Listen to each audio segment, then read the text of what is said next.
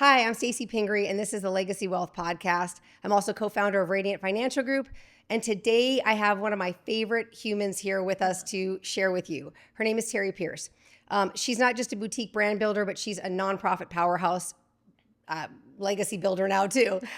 So I really want to just turn it over to Teri and get started because we're going to hear from her today about how she's turned some hard lessons about partnership and exit from her business into a blueprint for purpose and sustainability and real wealth. What we're going to call real wealth. Yeah. Teri, welcome. Thank you so much for being here. Thank you. I'm so excited to be here. Yes, me too. I've been looking forward to this so much.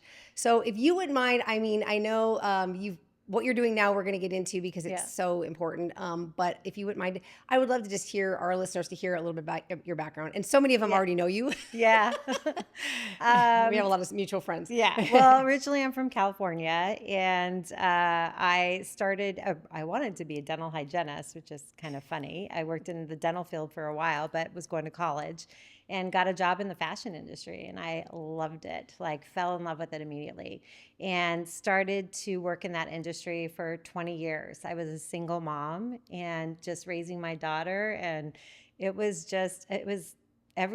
great. I bought my first home, and then I met my husband, and we got married and started to have children, and so we decided we wanted to kind of change our focus and focus more on family. So we moved back to Arizona, where he's a fourth generation cotton farming family.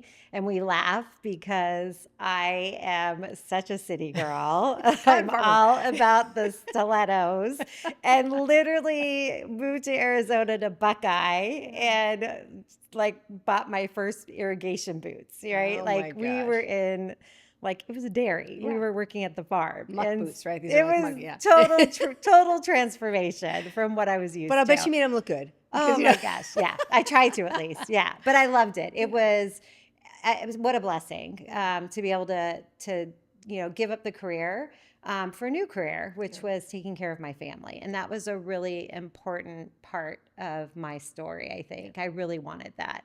And so fast forward a little bit, I was still kind of searching, wanting to make a difference, and I didn't know what that looked like. And I decided on the idea of starting my own clothing business. So I designed, it was really important for me at that time. I wanted to keep everything in the US, wanted to manufacture here. I was using natural fibers, which that was another important part for me. And so I came up with a company called Cotton Chicks, and I loved the concept of it because it was, as a stay-at-home mom, sometimes you can feel unseen and just, your hard work gets unnoticed sometimes. Yeah, and it's such an important role that it's one of the greatest roles. Yeah.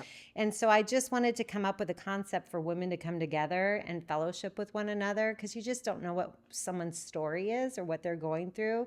And maybe one day or one night of fellowshipping with other women can change her story, something that somebody else can share with them, so that they're like, okay, I'm not alone in this. There are other people just like me. And so that's why I came up with the concept of doing in-home parties with the clothing line. And I loved it. It was great. And it really started to take off. COVID happened. So that was a real struggle for us. So we had to kind of change gears a little bit, because we were in-home parties and we couldn't gather together. Yeah, no, exactly. So that we did a lot of online stuff and took advantage of that, and social media and things like that. But as we started to grow, I knew that I needed to bring somebody in to kind of handle all of the sales component of it, because I was doing so much of the manufacturing side of it. And design design, because I was doing design. Oh, I love all of the not marketing, but the coming together of the products and finding the products and just all of that. I loved it. It was very passionate about it. And so we brought on a partner, and it's partnership. So there's some struggles there, and you're just trying to figure each other out. She had a sales background, and it just unfortunately didn't work out. And it was a hard lesson for me in some ways, but in other ways, what a blessing, because I stayed true to who I was and realized that, you know what, I'm okay. This is all right. And everything that I had gained from it, the women, I met you. We were able to do a fashion show for Make-A-Wish, and we raised a lot of money for them. It just opened to doors that I think that was my path. I think that's where God was leading me, was, okay, you needed to have this happen for this next step in your life.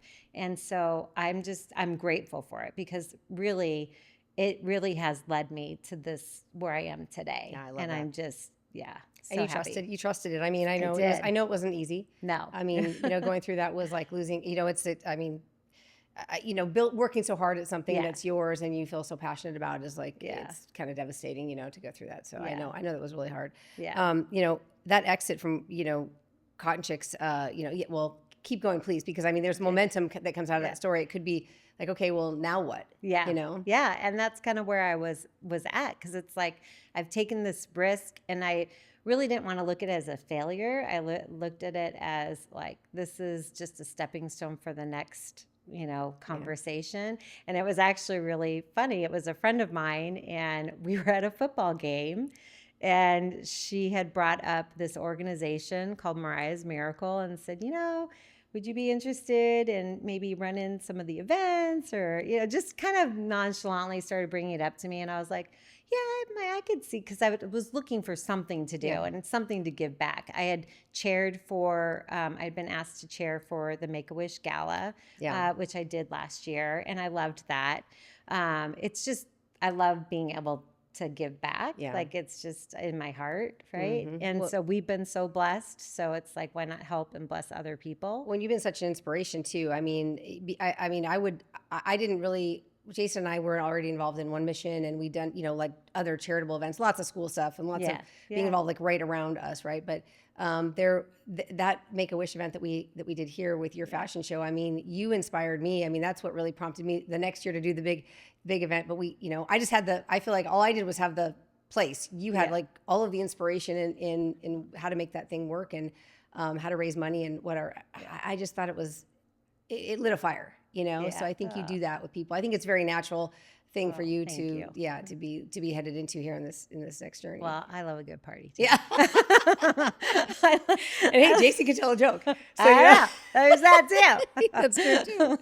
Oh, I love it. So okay, so then anyway, so on to so then I think I'm trying to remember where we met up again, and she brought it up again and said, "Hey, are you interested?" And I was like, wait, what is this? Like, what are you talking about here? And she then said, no, we're looking for an executive director to run Mariah's Miracle. And I was like, done. I'm in. Yeah. I'm all in. And I literally they hired me, and the golf tournament, I think, was like 4 days later or something. And so throw you right in. Yeah, they just threw me right in, and it was great. Like, I loved it. And so I'm coming up on a year now. So I started with them in November. And I mean, I can feel the changes, because we've been Radiant's been a sponsor of Mariah's Miracle for since its inception. I think when it started. Okay. Yeah. And passionate, super passionate about it. We love the Roberts. We love the Mariah's, the whole foundation, the whole group there. What translated? What's worked? What is, because it's really transformed. I can feel it, and you're starting to build some momentum too. Yeah. What's worked from what you brought from like the Cotton Chicks experience? I mean, what have you been able to, and what hasn't maybe, based on your vast experience, what's exciting right now? Yeah, I think what's exciting for me, especially on that kind of fashion side of things and trying to see things through, where it was designing a new website and implementing some new events. Really focusing on getting like our name out there more.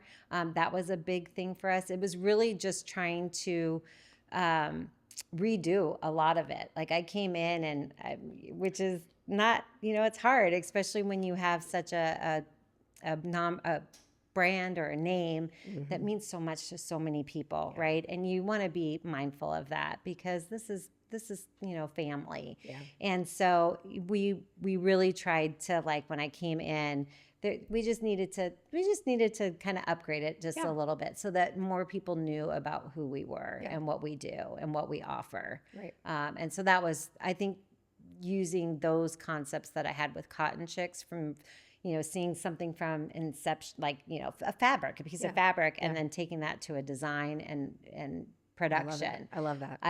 You were able to see that. I can see the vision of what Mariah's Miracle is, and I'm starting to see the production of it. Yeah. And I'm starting to see the end of that and what that looks like in Mariah's Miracle. Yeah, that's amazing. So, yeah. For those that are listening, I would love to definitely get a little bit about Mariah's Miracle. Yeah. So, please share a little bit about that because I think it's important. Yeah, it's a really, it's a beautiful story that ended up from something, right, that's sad, but you take it and you turn it into something beautiful. Right. So Mariah was a physical therapist at Kids Place. She was super passionate about kids, and was always giving back. In everything that she did. And it was really important to her. She had such a frustration with the insurance industry and how kids this was even before, like how they were not getting their needs met, equipment, therapies, you name it. And that was a really big passion for her to try to help get insurances to cover that for her patients. Mm-hmm. And she was married, became pregnant, and in her third trimester found out that she had cancer, and it was an aggressive cancer. Yeah. So she ended up giving birth to Clara. That's what we call our miracle, is Clara. Mm-hmm. And she's just the sweetest, funniest, bright, just little girl that you could ever imagine. Beautiful. Yep. Beautiful. And then, unfortunately, Mariah lost her battle 2 months later. And that's when Terry Roberts, who was her boss with AZOPT, was like, okay, what can we do? How can we, honor her? And they knew her passion about helping kids with these equipments and things. And that's when they decided, oh, okay, this is what we're going to do. We're going to raise money to help cover these costs and the gaps when insurance falls short. Right. And they had their first pancake breakfast, and that was like the kickoff, and that was 2021. I believe that's right. I have to double check that, but it was Mariah's birthday weekend, and that's when they did the kickoff. And so every year, it's in October, actually. Yep. They do a big pancake breakfast, and it's so awesome too because it's a free event. It's for the whole community. It's just a way for everyone to come together, and honestly, for us to all say, thank you to the community for what everyone has contributed to. Yeah. So they started the organization, and pancake breakfast was their first big event. And then they started getting into other events. We do a Dash for Dreams, which is a 5K, and that's getting bigger every year. Mm-hmm. That's at the Goodyear Rec Center. We love that. They do a cornhole tournament. We're completely at capacity for that event, which is unbelievable. We may have to move that to another facility. Bigger spot? Bigger spot, so that which is great, right? This is all good because it just allows us to grant more of these miracles. I call them miracles. That's my personal, because it really is a miracle for these families to get these things that they need for these kids to live a better life and a full life. Yeah. And then we also have our golf tournament, which is a little bit of a newer event for us, but that's coming up in November.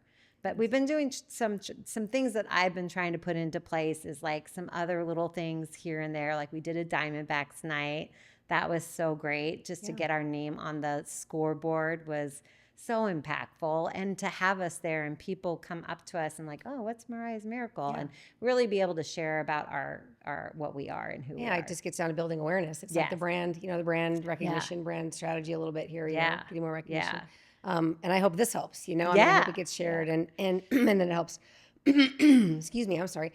I know that we've had, you and I have had many discussions about, and with my team, we talk all the time about like ROI, you can talk about with numbers and even, excuse me, wealth building and all that, but the ROI for giving, right? It's so funny how it works. It sneaks up on you, I think, in beautiful ways. Yeah. I had this story that I wanted to share with you, but you heard it from the other person, which is even cooler.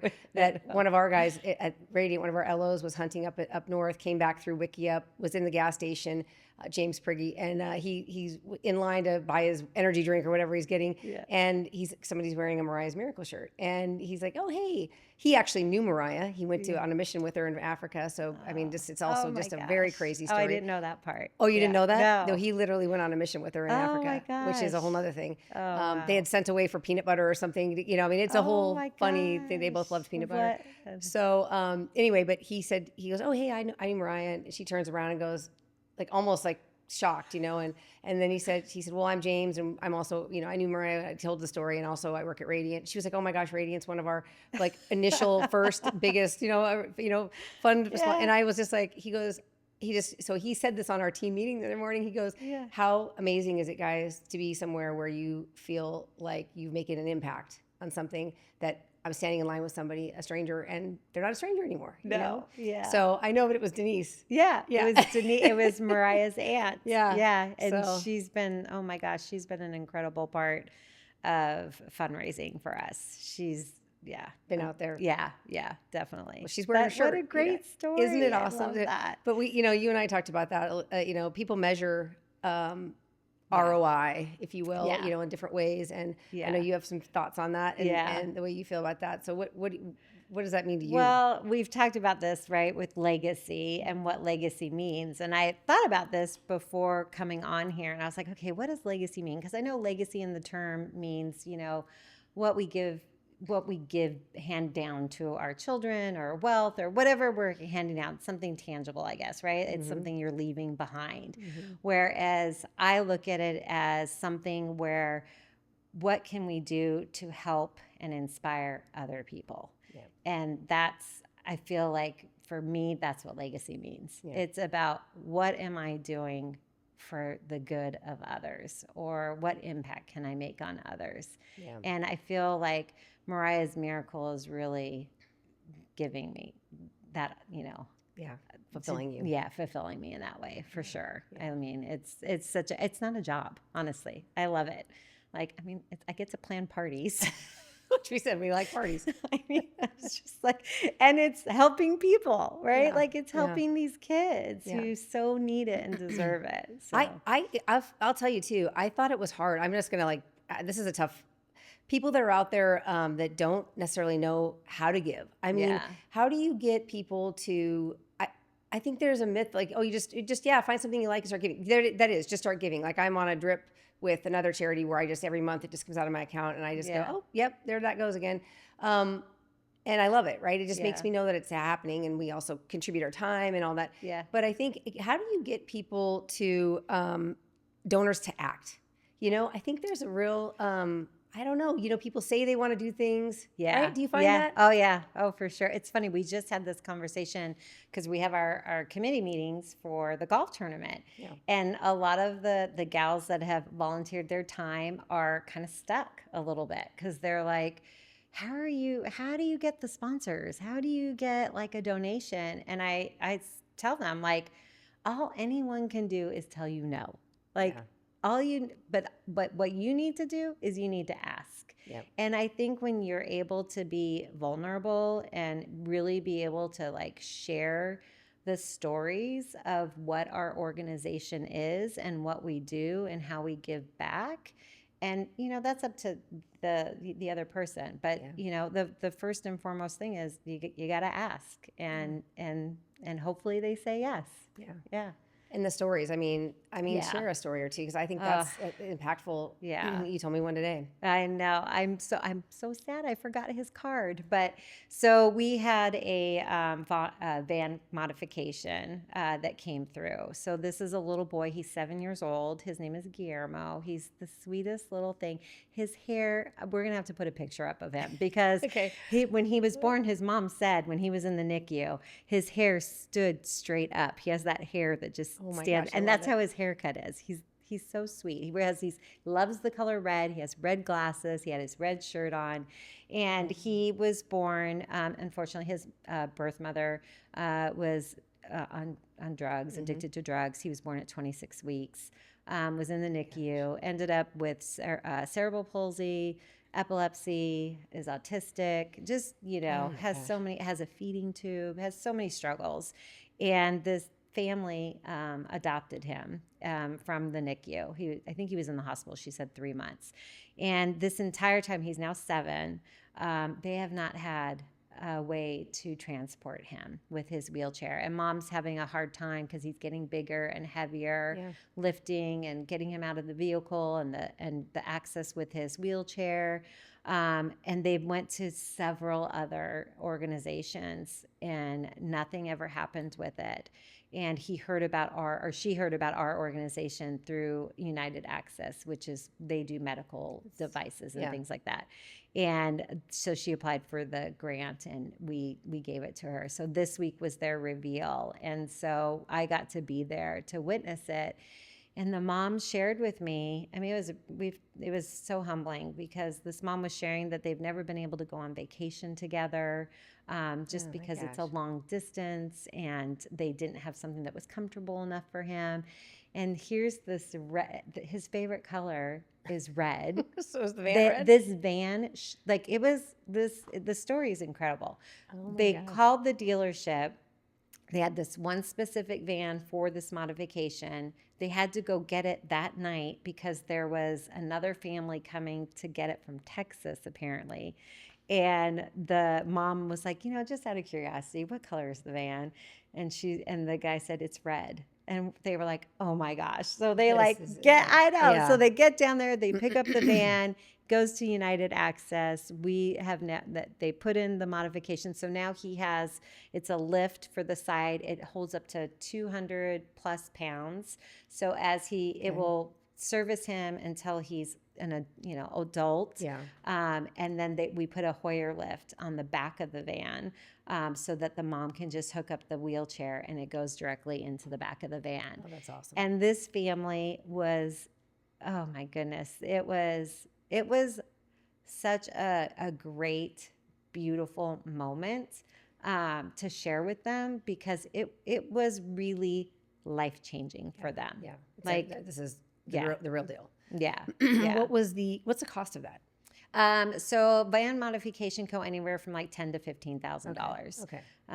Something like that. The other things that we cover are the big one that we get probably every week. We probably get 2 to 3 requests are cranial helmets.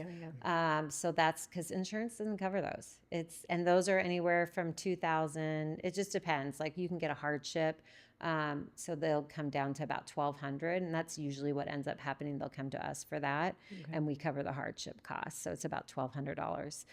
But I think we grant at least, oh gosh, I don't even know how many we do. We had to up it. We had to limit it just because of our budget and what we're able to give back because we still have safety beds. Those are another $8, depending upon what you have on them. Those are a lot for kids who have epilepsy, so parents can sleep at night, knowing that if their child has a seizure, the warning goes off and they're able to go in and make sure that their child is okay. Yeah. I mean, it's just some comfort for everybody. That's another big one. Those are about $8,000 to $10,000, I want to say. Cranial helmets, we do a lot of granting therapies. So OT, we do there's intense therapies too that help with kiddos that need help with walking and things like that. So OT, PT, speech, any of those things. We do gait trainers. We gave away this, it was so sweet. This little girl, she had it was a bike because she needs help with walking and it's a specialized bike for her. So now she can go ride bikes with her siblings. Yeah. Just things like that. It's just life-changing for them. It's so important too. Yeah. Humbling because, it's things we kind of take for granted. Just having a decent night's sleep because you want to make sure your child is, or going in shifts as parents, to sleep because your child is, you're worried about your child. It's just, I totally agree with that. I think the legacy is definitely, what what impact you're having, what you're leaving within, right? Within somebody and within a family. Well, and how great for us to be able to, our legacy to inspire others to do good, right? And then also that legacy of Mariah. Yeah. Like, what a powerful message that we're able to send to everyone. Like, here's this brave woman that we're able to honor now, and who is such a light for so many, that's going to keep going on and on. Yeah, it's amazing. Yeah, that's powerful. Very powerful. That is actually true legacy. I think it was fun because you and I were at we do that Sip, Shop, and Shine. So we'll have, I love it. Yeah, it's great, wonderful. And, but, you and I just talked, I said we had that pop up, I think it's already played on the podcast, loop or whatever, but we had the little shorts we were putting together. But I said, this is like the best legacy discussion ever, because it's a true legacy, really, with Mariah being the focal point of actually leaving a legacy, if you think of it that way. Right. But you guys really carrying it on and letting her light shine on and have such an impact on so many people and so many children and who doesn't want to help children? It's I mean, it seems crazy, We've helped now. I just checked it. I think it was 99 is where we're at right now. And we've given over I think we're close to $250,000 we've given away. So a lot of organizations have a lot of employees and things like that. I am the only employee for the nonprofit, I should say. It's not a company, nonprofit. And everything else goes directly to the kids. Everything else is volunteer based. And I know Teri Roberts was very, at it. She's always, she wants to make sure these things don't get overrun with a bunch of red tape. I mean, I know, which I love. That is so important to her. I think that's a great thing to say about looking at charities is really look at the organization itself and make sure that you get a sense of what do they call it? It's a measure of what's really being. I don't know. But it's basically what is actually where's the money going towards? What's being gifted, what's being donated into the actual charity, because I think it's a big deal. It is a really big deal when only 30% of what they're making is going to giving back, where the rest of it is going to overhead costs. Do you have goals? Do you have like a set goal for? Yeah. Are they big? Yeah. How do we help? How do we get there? I have big goals. I want to do it next. I want to help. It's funny because I measure it by some of the other events that I've gone to, right? So like I did the Make-A-Wish, gala. I've done our event that we did. I attended a One Mission event where, I mean, I think you raised like $500,000 or something. It was over 500. It was an incredible evening. Yeah. So you were a big part of that too. Well, you also gave. I just am like, I want a night like that. Yeah. I want a night where we can raise that much money, because right now we're on a budget on how many cranial helmets we can give a month, how many safety beds we can give in a year, how many van modifications we can give in a year. We're only set to a certain amount that we're able to do just because of where we're at with our, what we're receiving. Yeah. And so my goal is never say no. Yeah. I want everyone who comes to us that is, insurance has denied them, that we're able to say, yep, okay, we can cover that, instead of no. And it almost feels like, I mean, not to get into any sort of like political or weird thing about insurance, but in the house, I mean, insurance is bananas everywhere, right? It's happening in the property space too, right? Yeah. So, but you look at this, I'm like, it just almost makes sense that it's got to go this way. This has to be the place, the private side, and the charity side the 501c3 side has to kind of step in and help, and be a part of this. Yeah. It's going to be a big change, I think, for a lot of these families, and we just need to keep moving it forward. Yeah. Never say no. No. I like it. And always ask, because all they can say is no. That's it. Okay. All right. See, these are the takeaways from today. I love this. Yeah. No, I think it's a challenge. I think people do. I think people do want to know, and then they want to know how to give. So you're going to be putting these stories on. You'll be putting a lot of these stories now in video. And we talked today about adding like some video and and these testimonials that really are happening, so that people can see the impact. Yeah. Content for sure. That's like our biggest thing right now, is that because we don't have a lot of the resources, right, to be bigger, I think we're doing a pretty great job. But right now it's really about content and getting our name out there and letting people know who we are. and what we're about and how we give back. So. Well, we love being a part of it. I know. Oh, we're so happy that you guys are there. You're the best. So you have 2 events. You have the pancake breakfast in October. Yep. You have the golf tournament coming up in November 8th. And I'm actually really excited about that. So, because this is a pretty big event this is one of my bigger events that I'm kind of a part of. And it's going to be so fun. We're having a hat bar. So like custom hats are going to be made. So our sponsors will get a custom hat.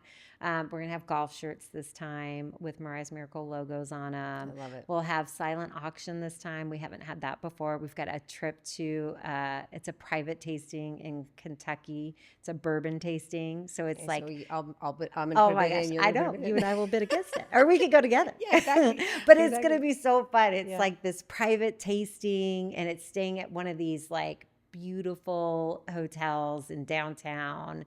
There's a steak dinner attached to it. Like it's really going to be a fun one. And then we did another one that's like a more local. So we're calling it like, I think it's like the Night of Phoenix or something like that, where it's like you get a Suns game, you get to stay at the Camelback Inn, you get a spa treatment, like all of that. There's dinner for 2, I think at Blanco. I think that's where the dinner is.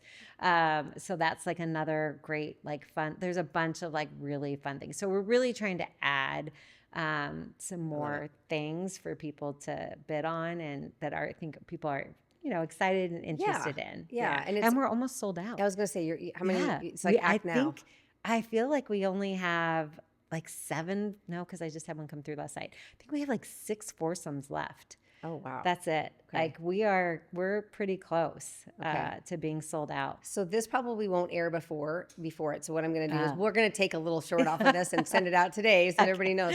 So you just have a few to sell on that left. Okay, good. Yeah. Our next one then would be Dash for Dreams, and that's our 5K and fun run for the kids. So we'll be raising money at Sip Shop and Shine. Yeah. So we'll do that too. Yeah. Yours is in January? Ours is in January. Okay. Yeah. So lots of the events. end of January. I mean, in our links below, we'll obviously add your website. We're going to add how to donate. Yes. An actual link to become a. Do you guys have a monthly yet? A monthly?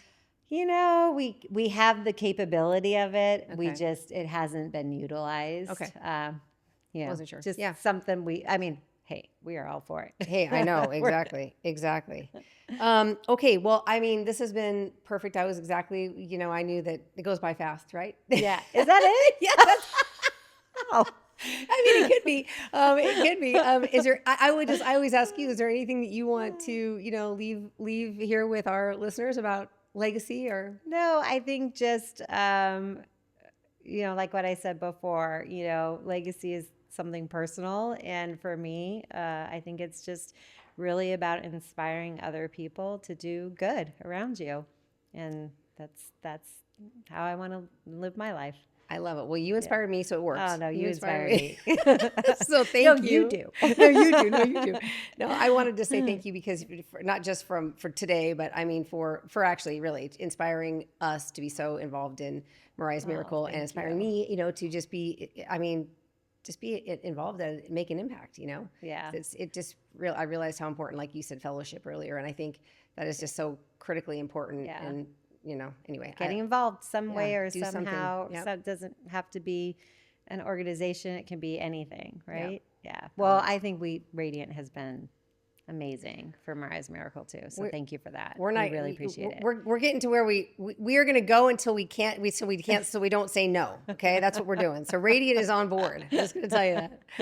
Thank you so much for being here with us today. And thank you to our guest, Teri Pierce. Please check the links below for all the access to Mariah's Miracle. We're going to show you how to make donations and be a part of that organization and come out for all the events, because it's really an amazing group of people, not just Teri, but the whole community. Yeah. So thank you again for being here, and we'll see you next time.